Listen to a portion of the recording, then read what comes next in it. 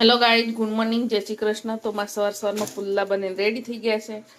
એકદમ કડક કડક બનાવ્યા છે મેં, એકદમ કમ તેલમાં.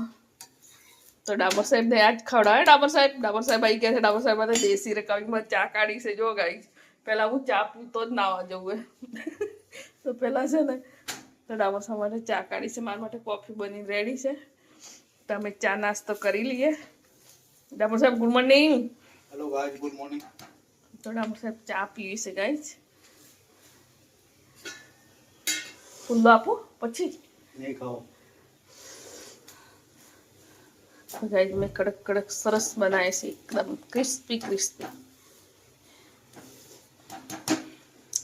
તો અમે ચા નાસ્તો કરી લઈએ ગાઈઝ. બ્લોગમાં બની રહેજો.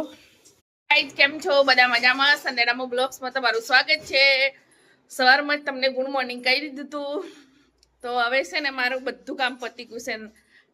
પાછળથી બહુ પ્રકાશ આવે ને એટલે ચોખ્ખું દેખાતું જ નહીં. તો બધું કામ પતી ગયું છે. કચરા પોતું, ચા નાસ્તો બધો જ થઈ ગયો છે. તો હવે છે ને જમવા બનાવવાનું છે.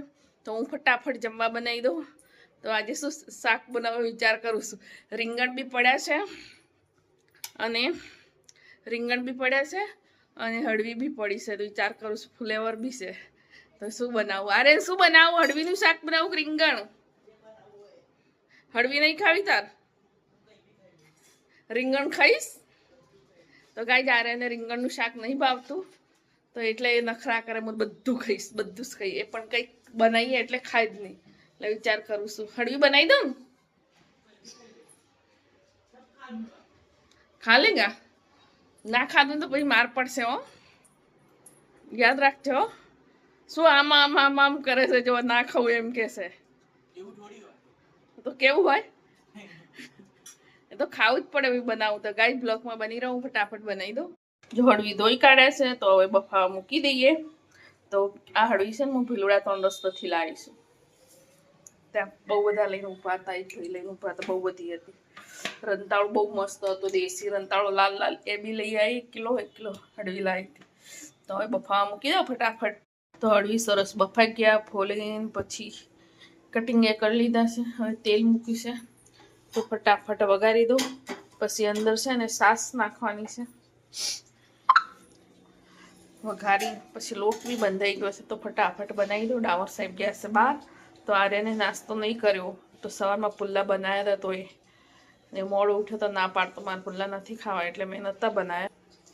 તો છે ને હવે ફટાફટ બનાવી દો. તો એટલી વાર મારો ડામર સાહેબ આવી જશે. તમને હળવીનું શાક ભાવે છે કોઈને? અમને તો બહુ ભાવે છે. કઢી બહુ મસ્ત લાગે, બહુ ટેસ્ટી.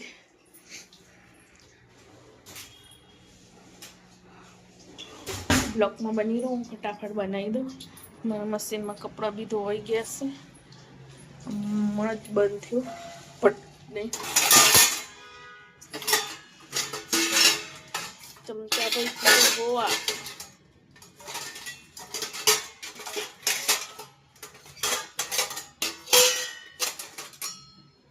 चमचा गुम गए थे, कहाँ खो गए थे पता नहीं. कभी कभी चमचा गुम हो जाता है. ગાઈઝ અમારું જમવાનું બની ગયું છે. તો અમે બધા જમવા બેસી ગયા છો. બધા તો નથી, આર્યને તો જમી લીધું. અમે સુરબીન 2 જણ છે. હજી ડામોર સાહેબ આવ્યા જ નથી. સાઈબાગ ગયેલા છે. સાઈબાગથી ક્યારે આવે ખબર નહીં. હળવીનું પૂરું શાક, આ બાજીનો રોટલો એકદમ કડક કડક. આ જો કઢી બનાવી છે હળવીની.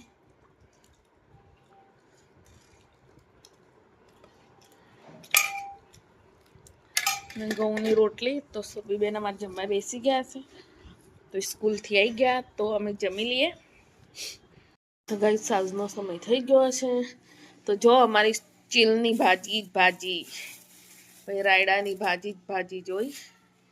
આ છે ચીલની ભાજી.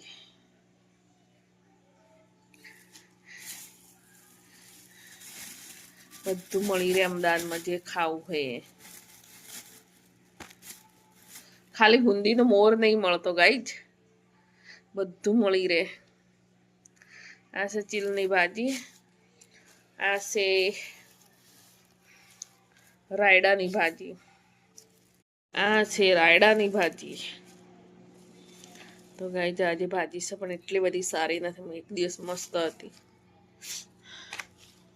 તો આદુ લાવશે અને કોથમીર, તો સમારી આને મૂકી દેવાની.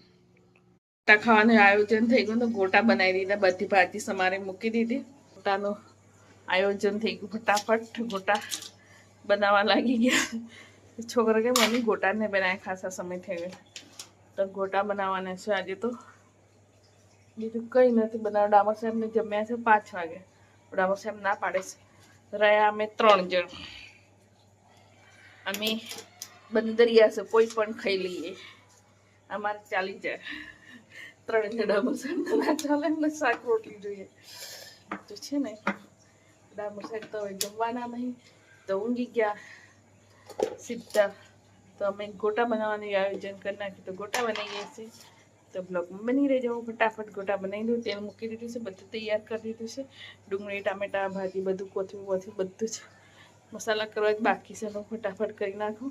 અમારે ગોટા બની રેડી થઈ ગયા.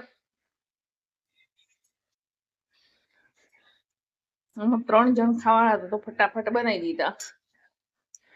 અડધા તો છોકરા ઝાપટી બી ગયા.